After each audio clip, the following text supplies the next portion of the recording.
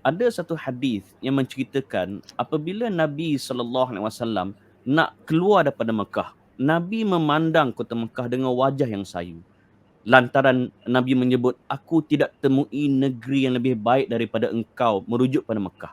Dan bagi dia menambah lagi, dan tidak ada negeri yang lebih aku sayang daripada Mekah. Kalaulah bukan kerana kaumku, iaitu Quraisy yang menghalauku, aku tidak akan tinggalkan negeri ini. Hadis ini adalah riwayat Tirmizi.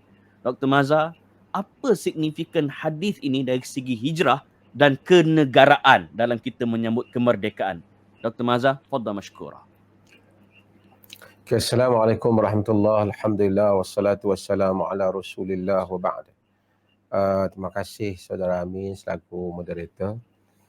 Yang saya hormati pimpinan UPSI, khususnya kepada Datuk Nat Chancellor Profesor Datuk Dr. Mat Amin bin Maktaf, juga kepimpinan UPSI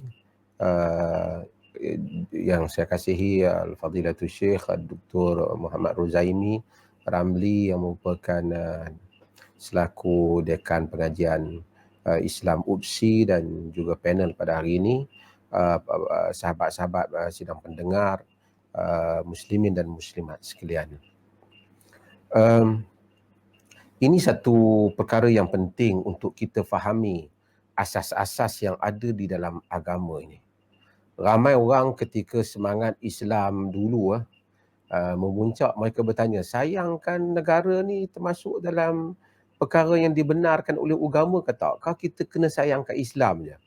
Kita kena sayang kat agama je, tak ada sayang kepada negara, tak termasuk di dalam suruhan agama. Saya nak menyebut bahawasanya ya memang benar dari sudut hadis hubbul watan minal iman, bukan hadis yang sahih. Ini disebut senarai daripada hadis-hadis palsu, termasuk yang menyebutnya ialah Muhammad Tahir Al-Fattani, dan di dalam Tazkiratul Mawdu'at dia menyatakan hadis ini palsu, tapi dia kata maknanya sahih. Maknanya sahih dia kata. Cumanya siapa yang belajar hadis ni, Albani, dia kata makna tak sahih. Dia kata cintakan negara sama dengan cinta ke harta, tidak ada nilai lah agama. Saya tidak bersetuju dengan apa yang Albani sebut. Saya rasa ini tidak begitu tepat dengan apa yang kita lihat, termasuk daripada hadis yang dibacakan oleh saudara moderator tadi, yang diriwayatkan oleh Imam Tirmizi dan selain daripadanya, di mana Nabi SAW sayang kepada Mekah. Nabi kata, laula anna qaumaki akhrajuni minki ma sakantu ghairaki. Jika tidak kerana kaumku, atau dalam sebagian ayat qaumi, sebagai kaum engkau, qaumaki merujuk kepada Mekah, dia mengeluarkan aku daripadamu, aku tidak akan duduk di tempat yang lain. Kita tengok sejarah Bilal yang telah diseksa oleh orang Mekah. Bilal yang diseksa oleh orang Mekah, sehingga begitu dahsyat apa yang dikena dengan Humayyah bin Khalaf, letak batu atas dada, dan ramai sahabat seksa. Tapi apabila mereka pergi meninggalkan Mekah, mereka cinta kepada Mekah, mereka ingat kepada tanah air mereka, sehingga Bilal itu merindui bau aroma Mekah tu. Kalau boleh satu malam aku nak balik tidur di Mekah. Sayangnya mereka kepada Mekah. Ini soal sayang. Hatta Nabi SAW, sehingga Nabi tengok sebahagian mereka demam kerana terlalu sayangkan Mekah. Sehingga Nabi SAW doa, Allahumma habib ilaina al-madinata ka hubbina al-makkata. Ya Allah, sayangkan kami kepada Madinah seperti mana kami sayangkan Mekah, au asyad, ataupun lebih dahsyat, lebih banyak lagi sayang kami kepada Madinah. Dan Madinah pun, Mekah ni tempat, Mekah ni bandar metropolitan. Ramai orang semua pergi situlah kalau dalam konteks semasa itu. Macam KL lah. Ya kan? Ya, ramai international semua pergi ke situ. Madinah ni okey juga, tetapi Madinah ni kawasan wabak. Banyak wabak. Sebab tu Nabi SAW dan doa dalam riwayat Al-Imam Bukhari dan selainnya, riwayat Imam Muslim juga, Nabi SAW kata wasahihha, minta supaya sihat Madinah ni. Madinah tempat penyakit. Wa barik lana fi sa'iha wa muddiha, dan berkatilah kami kepada gantang dia, kepada cupak dia. Ada gantang Madinah, ada cupak Madinah. Dan kami, Nabi kata wanqul humaha waj'alha bil juhfah. Tadi saudara Amin sebut juhfah. Pindahkan wabak dia dan jadikannya di Juhfah. Juhfah ni tempat tempat musyrikin duduk di situ. Sebahagian kita ada sebahagian Yahudi yang duduk di situ. Tapi yang pentingnya ialah Nabi minta supaya selamat Madinah. Saya nak ceritanya ialah soal cinta. Nabi itu sendiri rindu Mekah. Para sahabat tu rindu Mekah. Nabi tak kata apa nak rindu-rindu ni dunia semua rindu. Kita ni tapi ini adalah insan. Insan. Dia terikat dengan tempat yang ditinggal di dalamnya. Sebab tu sayangkan tanah air itu ialah lambang lambang normal satu orang manusia itu. Lambang manusia itu waras dan lambang manusia itu betul kehidupannya. Kerana dia sayang tempat yang dia duduk dan tempat yang dia tinggal di dalamnya. Dan kita jangan kata, Allah, kau ni tak Islamik kalau duduk cinta tanah air, tanah air. Cintakan perjuangan Islam saja. Ini sebenarnya tidak benar. Ini Islam meraihkan fitrah ini. Fitrah mencintai apa yang kita tinggal di dalamnya, kita duduk di dalamnya. Saya selalu teringat bila sebut ni tentang Maisun binti Bahdal Al-Kilabiyah. Siapa yang baca dalam sejarah ni, sejarah Bani Umayyah. Kami dulu dinasti ambil syair Bani Umayyah. Bani Umayyah ni, Muawiyah ni dia kahwin dengan satu orang perempuan yang cantik. Perempuan Badui. Maisun binti Bahdal Al-Kilabiyah. Dia terkenal dengan cantik. Dan Muawiyah buat untuk dia istana yang cantik. Bila dia duduk di dalam istana yang cantik, ada burung-burung berbunyi, ada air. Sehingga perempuan-perempuan kata, kau ni macam dengan Balqis. Duduk dengan cantik kau dengan istana yang Muawiyah buat kepadanya. Tapi Maisun binti Bahdal telah melafazkan syair. Syair dia tu panjang. Saya hafal sikit syair tu, tapi panjang syair dia, tapi saya hafal sebahagian syairnya itu. Saya ingat sebahagian lah, ingat. Dia sebut satu syair yang menyebabkan Muawiyah cerai dia lah. Muawiyah hantar dia balik. Dalam perjalanan Muawiyah hantar tu, akhirnya dia mengandung Yazid. Tapi tak apa. Saya nak sebut ialah apa yang Maisun sebut. Maisun kata, labaitun takhfiqu arwahu fihi ahabbu ilayya min qasrin munifi.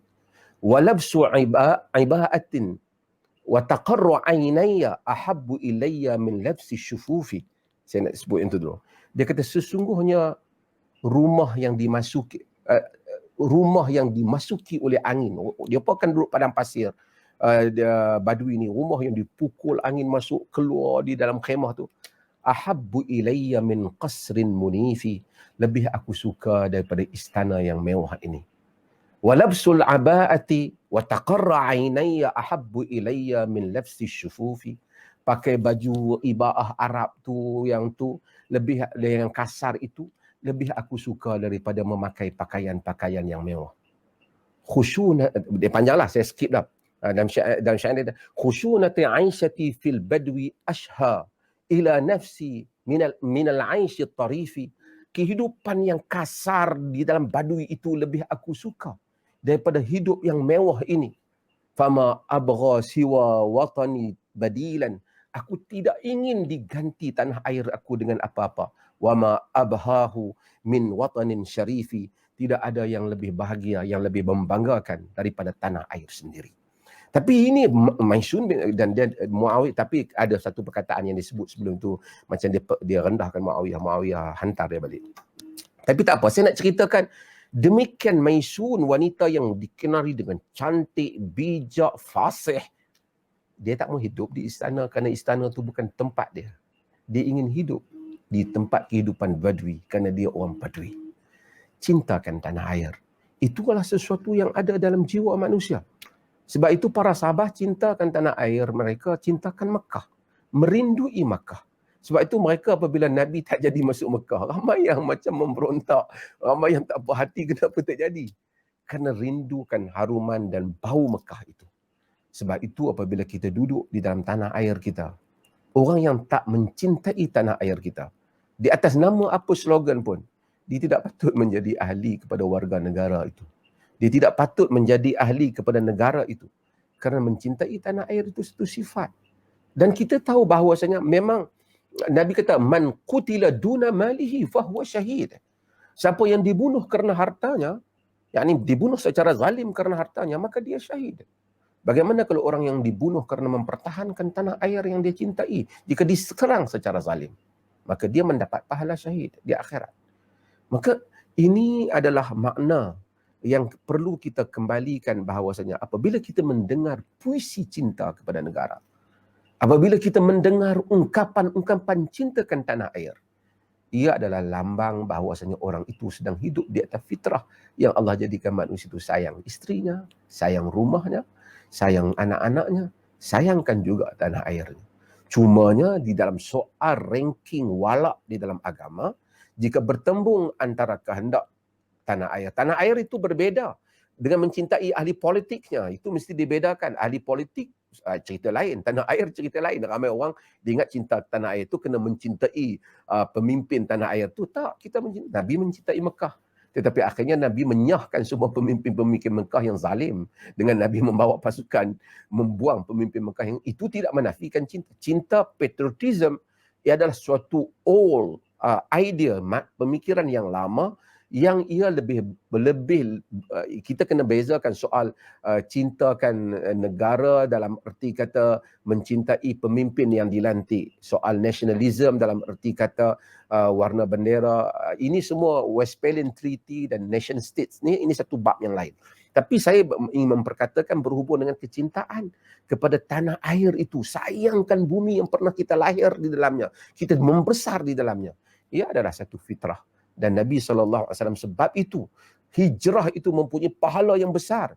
Kerana ia telah mengorbankan kecintaan kepada tanah air. Yang ia tidak dilarang kerana mendahulukan kecintaan kepada negara.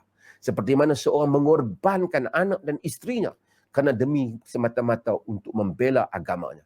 Sebab itu ada pahala. Jika tanah air tu tak dicinta, lah belah tinggal tanah air. Nabi pun tak rasa apa seronok pula kita tentangan apa, kita boleh belah dulu tempat lain. Kan? Maka tentu tidak ada pahala yang besar di dalam sudut itu. Itu untuk makna kita memahami patriotisme, makna kita memahami bahawa mencintai tanah air itu sebahagian daripada nilai-nilai kemanusiaan yang telah Tuhan tempatkan dalam diri setiap insan. Masya Allah.